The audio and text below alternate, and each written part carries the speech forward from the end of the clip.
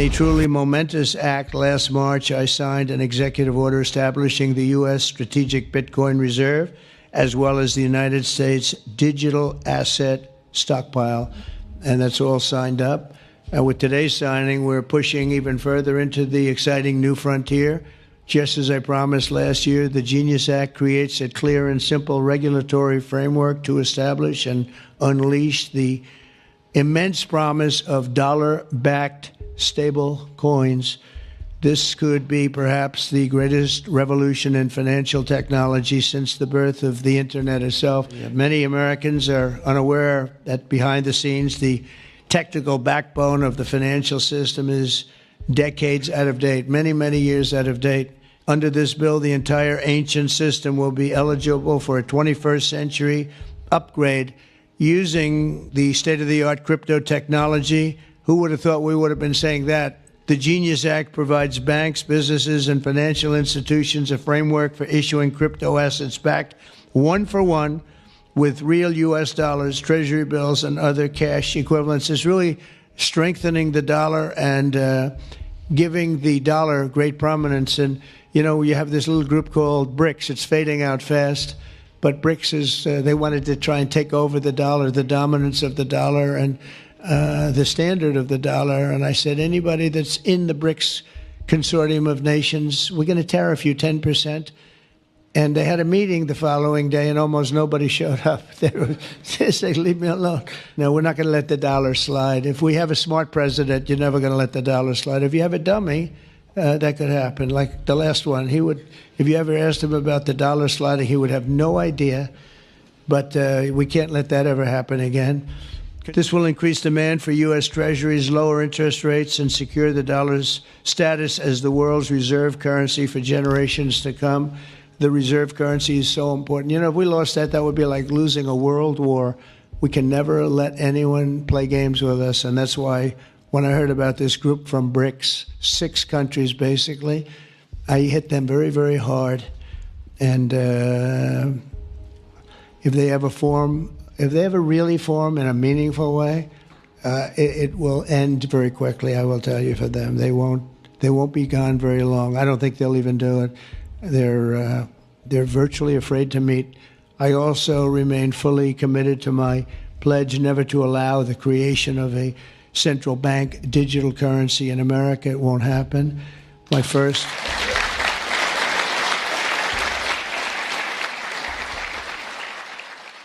Hey out there, this is Buzz with TheSurvivalBuzz.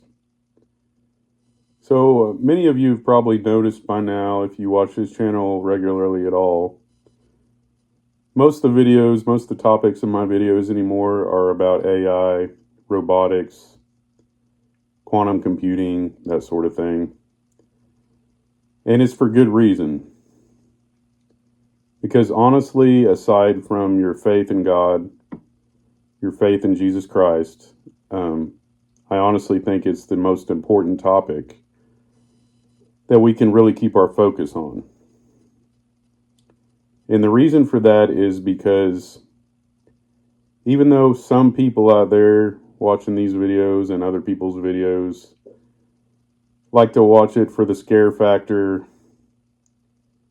the reality of it is these things are already starting to take off and be implemented here in the United States and around the world, really. Some nations are a little bit further behind than others. China is already ahead by a few years. They've already rolled out digital IDs. And it's to track everybody's every move there, whether that be what they say on their social media, not being able to speak out against their government, or even what food they buy from the store. Their every move is completely tracked and monitored and recorded.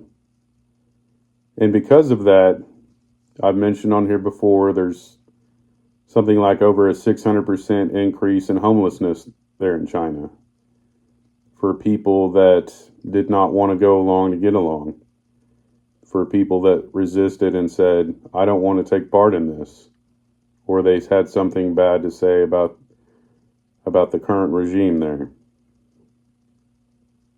And we always look at places like that, like China, like that would be something that never could happen here in the United States or wherever you may live.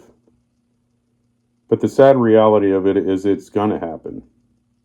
It's not a matter if it'll happen, it's going to happen. It's just when. But I truly think 2026 is going to be the rollout year for a whole different society than most of us, if not all of us, are even accustomed to. And as more advanced in things that AI become, and the more the economy starts to fail, I mean, if you follow the trend of precious metals whatsoever, I have a little bit of it, and I keep pretty close track of it. It's gone up like I think over 170% just this year on silver. It's off the charts. And that's for good reason, because our economy is failing. And this is because of the powers that be. This is because of our own governments that these things are happening. And it's not just here in the United States, it's across the board, across the whole world.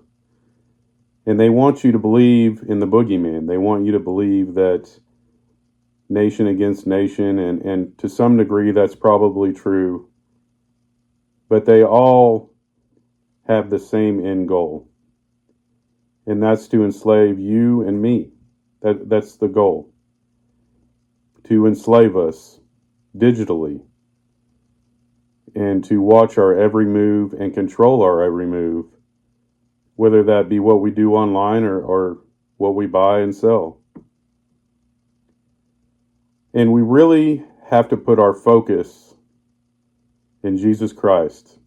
And I find myself talking about this more and more in my videos, but I felt the need to make this video and maybe clarify a little bit why exactly it is that I put such strong emphasis on that. And that's because it's really the only thing that matters going forward. If you don't have true faith in God that He will provide for you from this point forward, if you don't have true faith, the Most High God above will take care of you no matter what. You're going to fall for this hook, line, and sinker. You're going to sign up for whatever they tell you to sign up for once the next big thing happens.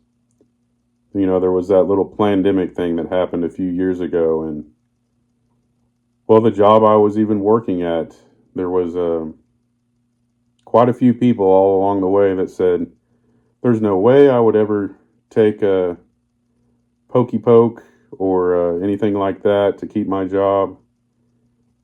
And when it came down to the wire and we were forced to sign a piece of paper saying that we would either do that or we would take weekly tests that we paid for and wear a mask as we worked, we would forfeit our job.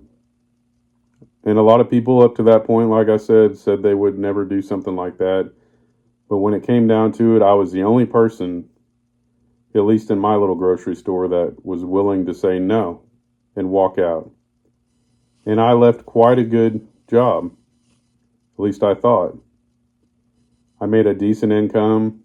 I had decent bonuses, good paid time off, good benefits, the whole 9 yards. But I said no. And I walked out and left a job not knowing what I would do to pay my mortgage, what I would do to feed my family. And even though my faith was lacking quite a bit at that period in my life, I still had enough faith in the good Lord above that He would provide for me. And within a 24-hour period after I walked out of that job, I had another one. Granted, it was only half of what I was making there, but the Lord provided me what I needed.